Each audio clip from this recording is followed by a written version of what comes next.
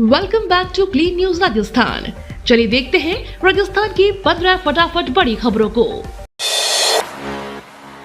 राजस्थान में दो पश्चिमी विक्षोभ सक्रिय, बारिश और ओलावृष्टि की चेतावनी जारी।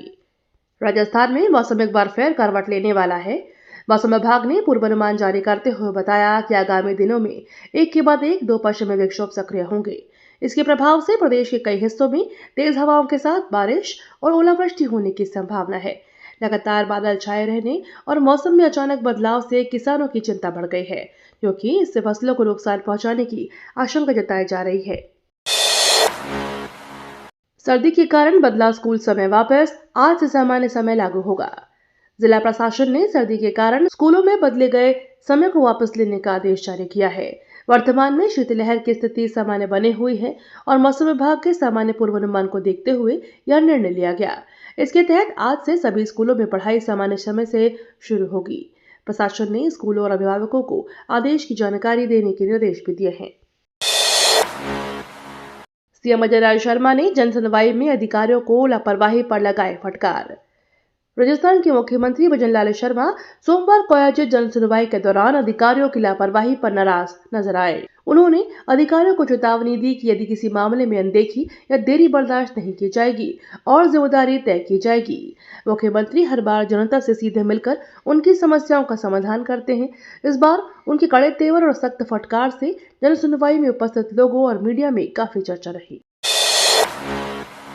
बीबीजी राम जी का फुल फॉर्म बताएं, राजनीति छोड़ दूंगा, बोले कांग्रेस विधायक विकास चौधरी। अजमेर में मनरेगा बचाओ आंदोलन के दौरान कांग्रेस विधायक विकास चौधरी ने केंद्र सरकार और अजमेर सांसद पर तीखा हमला बोला।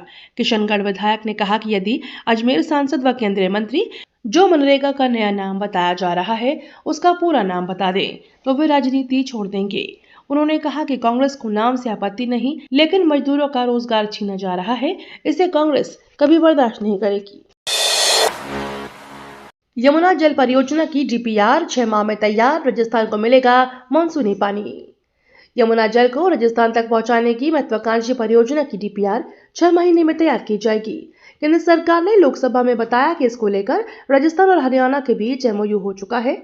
हथनी कुंड बैराज से चुरू, सीकर और झुंझुनू तक भूमिगत पाइपलाइन के जरिए पानी पहुंचाया जाएगा। अपर यमुना नदी बोर्ड के अनुसार जुलाई से अक्टूबर तक राजस्थान की 577 एमसीएम पानी मिलेगा, जबकि नवंबर से जून तक कोई जल आवंटन नहीं होगा।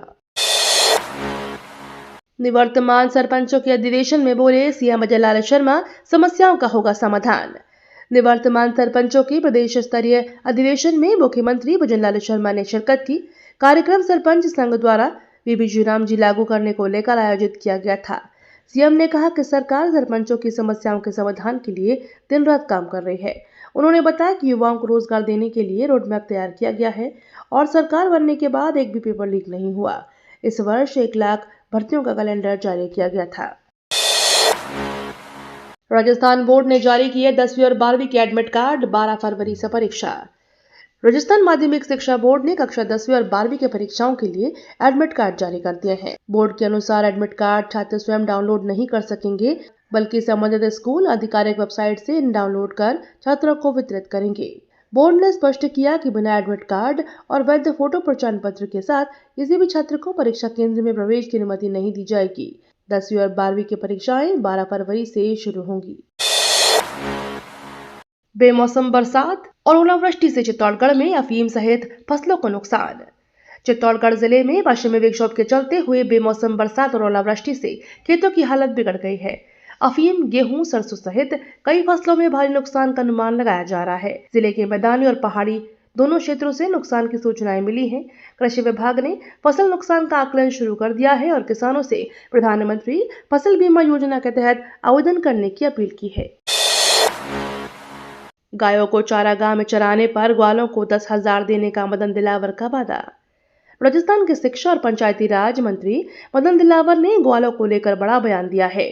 12 जिले के दौरे पर पहुंचे मंत्री ने कहा कि अगर ग्रामीण अपनी गायों को चारागाह भूमि पर चराना शुरू करें तो वह ग्वालों को हर महीने 10,000 रुपए देंगे। उन्होंने साफ किया कि यह राशि वह अपने खुद की ओर से देंगे। मंत्री ने ग्रामीणों से अपील की है कि वे चारागाह भूमि का सही उपयोग करें और गायों को वहां चराने की व्यवस्था करें।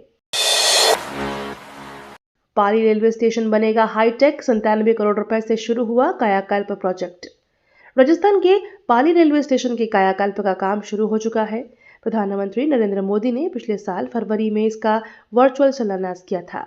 रेलवे की मांग रिडेवलपमेंट योजना के तहत स्टेशन को हाईटेक सुविधाओं से सजाया जाएगा, जिसमें लगभग 97 करोड़ रुपए खर्च होंगे और निर्माण में 2 साल का समय लगेगा।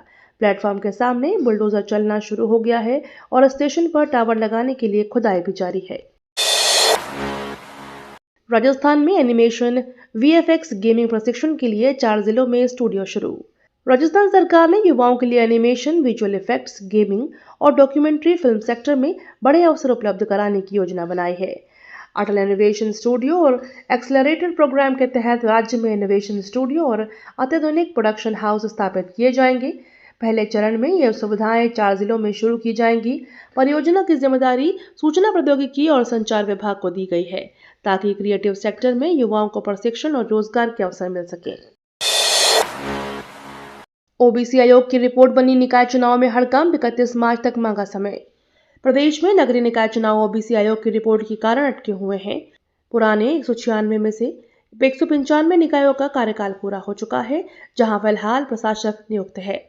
राज्य में कुल 309 निकायों में से एक चुनाव होने हैं, लेकिन ओबीसी को राजनीतिक आरक्षण देने के लिए सर्वोच्च न्यायालय के निर्देशानुसार ट्रिपल टेस्ट पूरा होने तक आरक्षण संभव नहीं है। ऐसे में आयोग ने रिपोर्ट तैयार करने के लिए 31 मार्च तक का समय दिया है। खिचड़ी संरक्षण की मांग पर बीकानेर में महापड़ाव, बाजार बंद, स्कूलों में छुट्टी। बीकानेर में खिचड़ी वृक्षों की सुरक्षा की मांग को लेकर बड़ा आंदोलन देखने को मिला। विभिन्न संगठनों के आह्वान पर शहर में महापड़ाव डाला गया, जिसके चलते बाजार पूरी तरह से बंद रहे। आंदोलन के असर से कई स्कूलों में आधे दिन की छुट्टी घोषित की गई। प्रदर्शनकारियों ने प्रशासन से खिचड़ी संरक्षण के लिए सख्त कदम उठाने की मांग की है। मौके पर सुरक्षा व्यवस्था बढ़ा दी गई है और हालात पर प्रशासन नजर बनाए हुए है। मंत्री राज्यवर्धन राठौड़ ने अधिकारियों को चेताया, दिव्यांग रैंप जल्द बनवाएं। उद्योग, युवा और खेल मंत्री कर्नल राज्यवर्धन सिंह राठौर करौली दौरे पर कलेक्ट्रेट पहुंचे और दिव्यांग लोगों के लिए रैंप न होने पर अधिकारियों पर नाराजगी जताई। उन्होंने कहा कि रैंप बनाने में पैसे भले ही उनके से लिए जाएं। मंत्री ने एडीएम हेमराज परिडवार के जवाब पर नाराजगी जताई। उन्होंने बजट आने में देरी बताई। दौरे में मंत्री ने केंद्रीय बजट 2026 की सराहना करते हुए विकास और सबका साथ सबका विकास का ब्लूप्रिंट बताया। रोडवेज के सेवानिवृत्त कार्मिकों को फिर नौकरी का मौका, अनुबंध पर परिचालक बन सकेंगे। राजस्थान रोडवेज ने सेवानिवृत्त कार्मिकों को दोबारा सेवा का अवसर देने का फैसला किया है। रोडवेज प्रशासन के अनुसार पात्र सेवानिवृत्त कर्मचारियों को अनुबंध आधार पर परिचालक के पद पर नियुक्त किया जाएगा। इस निर्णय का उद्देश्य परिचालकों की कमी को पूरा करना और परिवहन सेवाओं को सुचारू रूप से बनाए रखना है। चयन प्रक्रिया और योग्यता से जुड़ी विस्तृत जानकारी जल्द ही आधिकारिक स्तर पर जारी की जाएगी। बूंदी आरोग्य मेले में उप मुख्यमंत्री बैरवा ने आयुर्वेद अपनाने का आह्वान किया। बूंदी में आयोजित संभाग स्तरीय आरोग्य मेले के समापन अवसर पर उप मुख्यमंत्री डॉक्टर प्रेमचंद बैरवा ने आयुष पद्धतियों, आयुर्वेद, योग, प्राकृतिक चिकित्सा, यूनानी, सिद्ध और होम्योपैथी को अपनाने का आह्वान किया। उन्होंने कहा कि इन पद्धतियों का उद्देश्य केवल बीमार व्यक्ति का उपचार नहीं, बल्कि स्वस्थ व्यक्ति को रोग मुक्त रखना भी है। उप मुख्यमंत्री ने इन पारंपरिक चिकित्सा विधियों के महत्व को जन जन तक पहुंचाने पर जोर दिया। जयपुर नगर निगम ने डोर टू डोर कचरा संग्रहण कर्मियों के लिए प्रशिक्षण कार्यशाला आयोजित। जयपुर नगर निगम शहर के सभी जोनों में डोर टू डोर कचरा संग्रहण में लगे ड्राइवर और हेल्परों के कौशल व क्षमता बढ़ाने के लिए नियमित प्रशिक्षण कार्यशाला आयोजित कर रहा है। इसी कड़ी में सोमवार को सांगानेर जोन में विशेष प्रशिक्षण कार्यशाला का आयोजन किया गया। नगर निगम की टीम ने इसमें कर्मचारियों को कचरा संग्रहण की प्रभावी तकनीक और सुरक्षा उपायों के बारे में प्रशिक्षण दिया, ताकि शहर में सफाई व्यवस्थाओं की गुणवत्ता और दक्षता में सुधार हो सके। अलवर सरिस्का में टेरिटरी संघर्ष में बाघिन एसटी 28 की मौत, बाघों की संख्या 49। अलवर के सरिस्का टाइगर रिजर्व में सोमवार को टेरिटरी संघर्ष के दौरान बाघिन एसटी 28 की मौत हो गई। अब रिजर्व में कुल बाघों की संख्या 49 रह गई है, जिनमें से केवल 17 बाघिन हैं।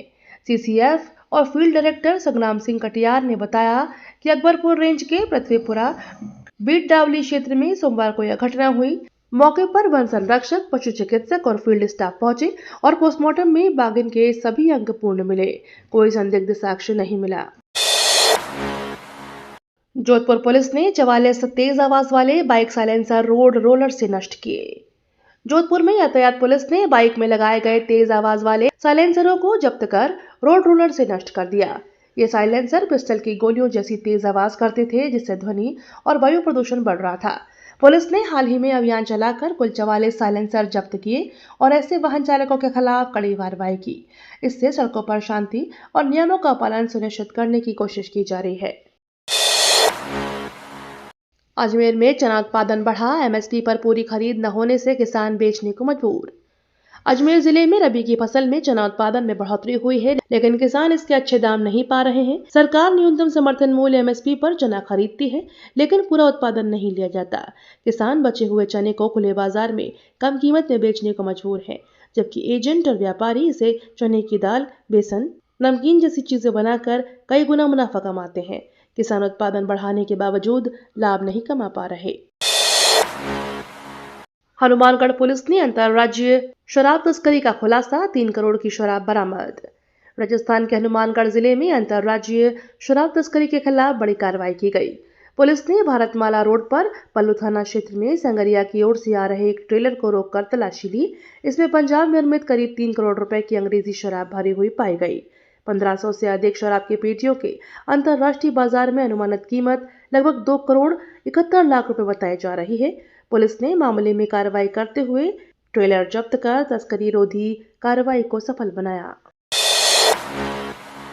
एलआईसी का एफपीओ जल्द, सरकार अगले वित्तीय वर्ष में हिस्सेदारी घटाने की तैयारी में।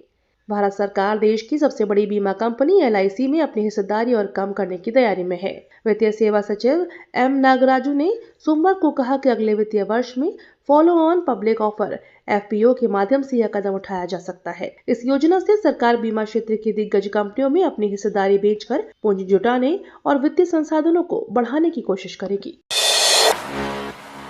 नरवणे की किताब पर लोकसभा में हंगामा, राहुल गांधी ने जताई नाराजगी। लोकसभा में राष्ट्रपति के अभिभाषण पर धन्यवाद प्रस्ताव पर चर्चा के दौरान विपक्ष और सरकार के बीच तीखी नोकझोंक हुई। भाजपा सांसद तेजस्वी सूर्या के बयान पर प्रतिक्रिया देते हुए राहुल गांधी किताब के अंश पढ़ना चाहते थे, लेकिन स्पीकर ने अनुमति नहीं दी। राहुल ने कहा कि उन्हें पूर्व सेना प्रमुख के संस्मरण से उद्धरण पढ़ने की जरूरत थी, क्योंकि भाजपा सांसद ने कांग्रेस की देशभक्ति और चरित्र पर सवाल उठाए थे। विवाद के चलते लोकसभा की कार्यवाही मंगलवार तक स्थगित कर दी गई। कैबिनेट मंत्री जोराराम कुमावत ने 2.5 करोड़ के विकास कार्यों का किया शिलान्यास। पशुपालन, गोपालन, डेयरी और देवस्थान विभाग के कैबिनेट मंत्री जोराराम कुमावत ने पाली जिले के सुमेरपुर विधानसभा क्षेत्र में 2.5 करोड़ रुपए के विकास कार्यों का शिलान्यास किया। जोडा एंदला ग्राम पंचायत मुख्यालय में आयोजित कार्यक्रम में उन्होंने 2.5 करोड़ रुपए की लागत से 33/11 केवी ग्रिड सब स्टेशन और 8 लाख रुपए की लागत से अटल ज्ञान केंद्र के निर्माण कार्य की शुरुआत की। वहीं जूनी एंदला में विधायक कोष से 10 लाख रुपए की लागत से नए पटवार भवन का भी शिलान्यास किया गया। झावर सिंह खर्रा ने कहा, केंद्रीय बजट 2026-27 देश को नई ऊंचाई देगा और आत्मनिर्भर बनाएगा। सीकर में आयोजित प्रेस वार्ता में नगरीय विकास और स्वायत्त शासन राज्य मंत्री झावर सिंह खर्रा ने कहा कि केंद्रीय बजट 2026-27 देश को नई ऊंचाई देने और आत्मनिर्भर बनाने में मदद करेगा। उन्होंने कहा कि प्रधानमंत्री नरेंद्र मोदी के नेतृत्व में केंद्रीय वित्त मंत्री निर्मला सीतारमण ने बजट के माध्यम से विकसित भारत के संकल्प को प्रस्तुत किया है। यह बजट सुशासन और देशवासियों के प्रति सरकार के विश्वास का प्रतीक है। ये तो थी राजस्थान की बड़ी खबरें। रोजाना सबसे पहले अपडेट पाने के लिए क्लीन न्यूज राजस्थान को अभी सब्सक्राइब करें।